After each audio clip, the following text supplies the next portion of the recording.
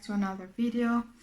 First of all, I'm so sorry for not uploading for 3 weeks, but I really couldn't. I was so busy with college this semester. It's literally killing me.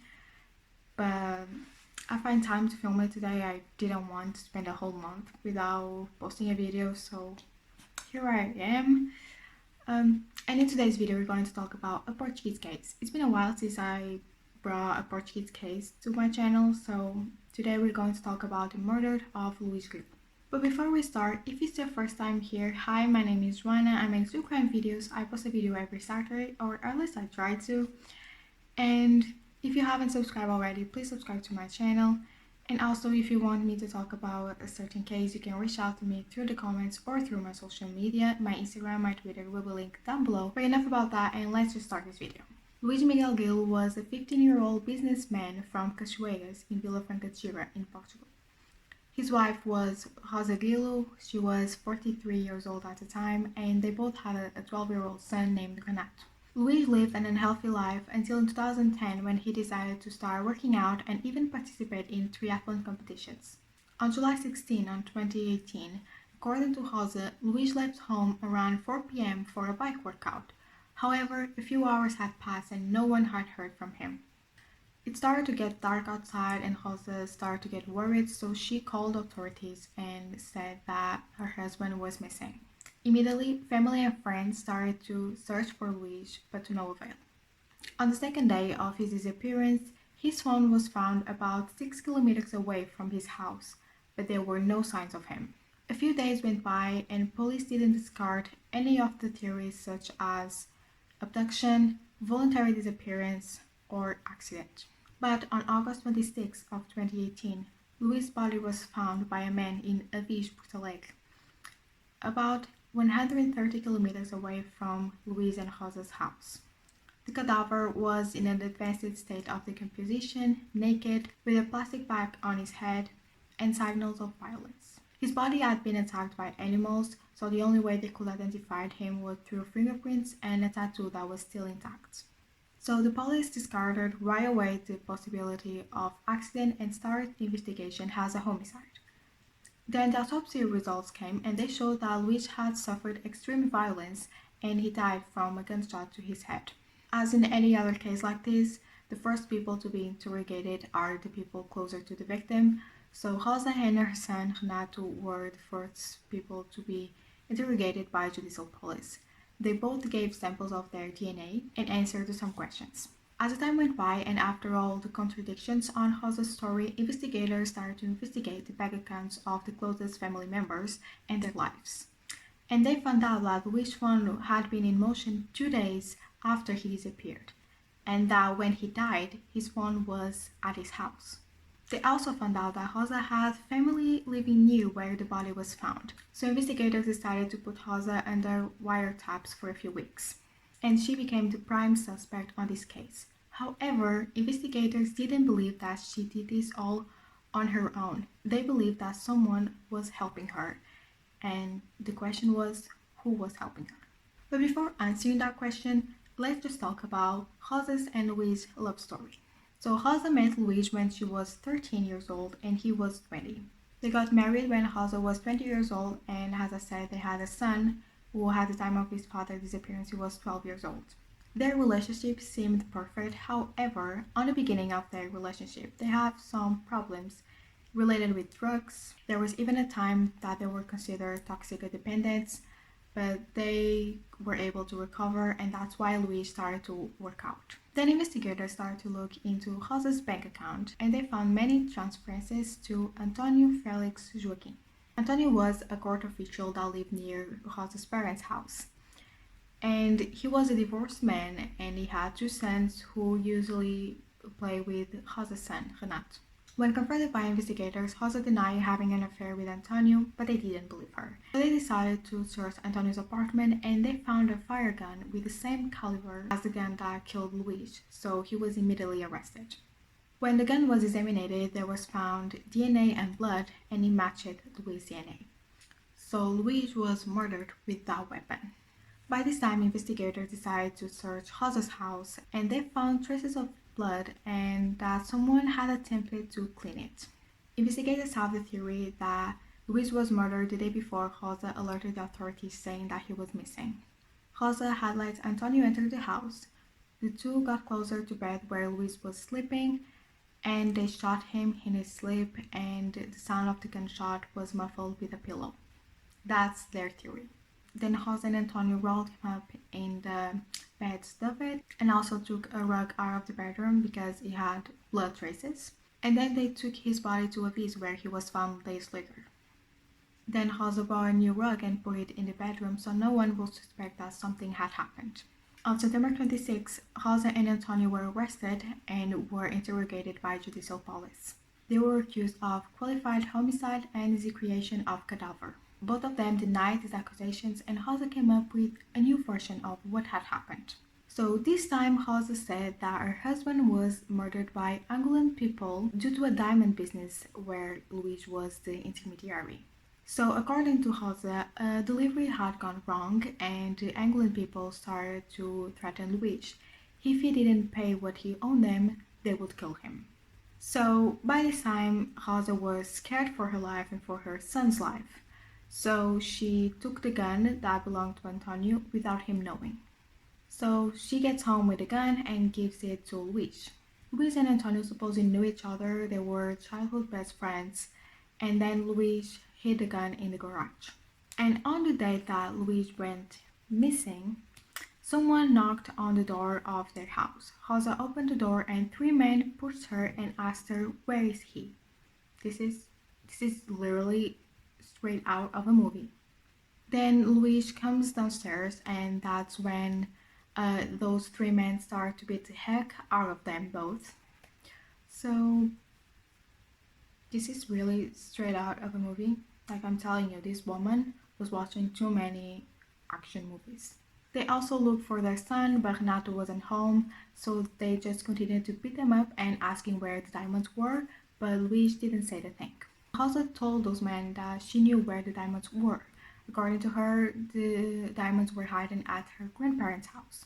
So they went to her grandparents' house and she started looking for the diamonds, but she couldn't find them anywhere. So those men were starting to get very, very angry, so they returned back to their house when they beat them up again. So they started to threaten their son, and Luis told them that the diamonds were in the garage. However, those men didn't want Luis to go get those diamonds. They wanted Rosa to do it. And Rosa remembered that the gun was in the garage. So she goes into the garage with a man and she grabs the gun from the shelf, but the man grabs the gun from her hand. So they return to the kitchen where Luis was with the other two men, and the man with the gun shot Luis. Luis fell on Rosa's lap and he was still breathing, but he ended up dying. So this man rolled up Luis on a rug and they put him on their car while Rosa started cleaning all the blood traces because their son was about to get home. When Renato gets home, those men are still in the house, but he didn't see them. Those men told Rosa to alert the authorities about Luis's appearance, otherwise they will kill Renato. Now, obviously, there's a lot of inconsistencies in this story. So there are phone records that show that when Rosa was going to her grandparents' house to look for the diamonds, she sent a text to one of her employees. And the text was nothing like, "Help me," SOS, nothing like that. She just sent an okay.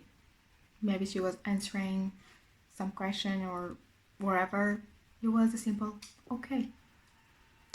So nothing that indicates that she was in danger. And like she was literally being kidnapped.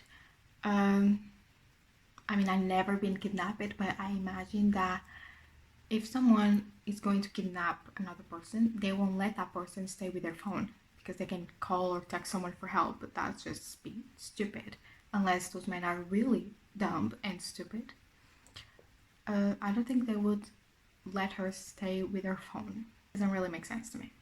But it was also discovered that at the same time that she was being kidnapped, she was shopping in Pinduoduo, that it's equivalent to Target or Walmart. And when she was confronted with this, she told investigators that the man let her go shopping. Really? She didn't have a better excuse. Was, oh yeah, I needed to go grocery shopping, so we were passing there, and I told him, hey, can we just stop by for a second? I need to buy some groceries. Can I go there? And they were like, oh yeah, of course. You want to help carrying the bags? Seriously? And when she went to alert the authorities that Luis had disappeared, she left her son with those three dangerous men. However, Renato told the police that he walked around the whole house and didn't see anyone. Later on, the prosecutor confronted Rosa. So, do you remember when I said that the autopsies showed that Luis had suffered extreme violence? Well, that was not true. So this was only a strategy, and I guess it worked because in Rosa's story, they were both extremely beaten up by those three men. But Luis' body had no signs of violence, just a gunshot. On January 20th of 2019, Rosa and Antonio are asked by the investigators to do a reconstruction of what had happened, each one in their house. And at the time, new evidence was found, and these two started to look even more guilty. About a month after Luis went missing, Rosa spent about 5,000 euros in house renovations, especially in their bedroom. And she also spent 10,000 euros on trips with Antonio. And that money was in a bank account that she shared with Luis. The judicial police also found out that Jose and Antonio deleted any conversation they had through text or phone call. And the highlighted three moments where these conversations were very active was before the crime, in the morning of the crime, and the day before the disappearance. And investigators also say that 22 text messages were sent between them to discuss the details of the plan. On June 15th of 2018, the location of Luis' phone indicated that he was home on that day, and he stayed there for the next 2 days. But Antonio was a court official, so he knew how to get rid of evidence. And the plastic bag that was on Luis' head, it was found DNA there, and it matches Rosa's DNA. And when investigators talked to their son, Renato said that he heard some noises and that his mother was cleaning the house, especially the bedrooms. By now, we all can say that Rosa did it. She killed him, but the question is why? So Luis had 6 life insurances. And Rosa was with him when he signed them, but she claims that she had no idea about those life insurances. And Luis used to joke about it with his friends, saying that if he died, Rosa will become rich. While in prison, Rosa wrote letters to the media and to her family, and she tried to also write to Antonio, but they were forbidden to talk to each other while the investigation was still going on.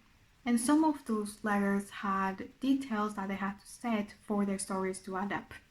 Antonio claims that he has an alibi. He said that at the time of the murder he was with his son.